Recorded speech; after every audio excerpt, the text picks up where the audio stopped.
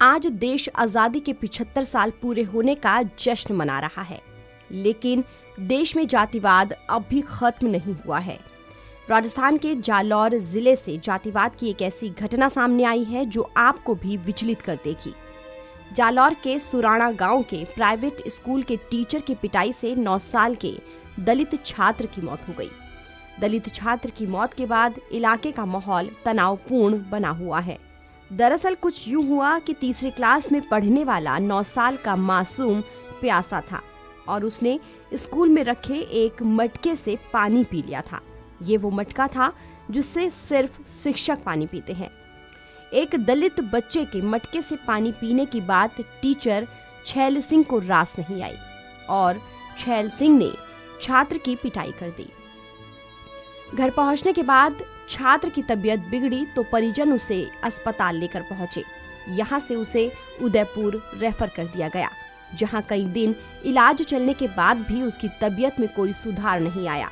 इसके बाद परिजन छात्र को लेकर अहमदाबाद के एक निजी अस्पताल पहुंचे, जहां कई दिनों के इलाज के बाद शनिवार को बच्चे की मौत हो गई थी। टीचर की पिटाई से बच्चे के कान की नस फट गई और उसके एक हाथ और पैर भी काम नहीं कर रहे थे।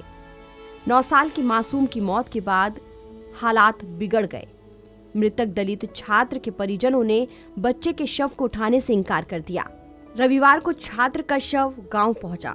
मांगे पूरी न होने तक परिजनों ने बच्चे का अंतिम संस्कार करने से इनकार कर दिया।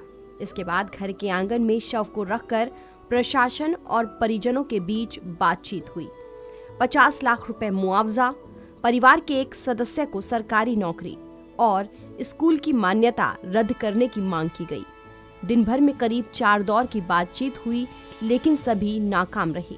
इसके बाद प्रदर्शनकारियों ने पुलिस पर पत्थर फेंकने शुरू कर दिए। जवाबी कार्रवाई में पुलिस ने लाठियां बरसाई, जिसमें महिला समेत कई लोग घायल हुए। पुलिस ने उपद्रवी भीम आर्मी के 10 लोगों को भी हिरासत में लिया। शाम करीब 7:30 बजे परिवार वालों से मुआवजे पर सहमति बनी। इसके बाद मृतक इंद्र के शव का 40 घंटे बाद अंतिम संस्कार किया गया।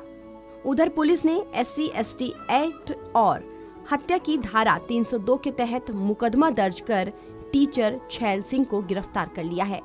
इस मामले की गंभीरता से जांच की जा रही है। निसंदेह जाति प्रथा एक सामाजिक कुरीति है।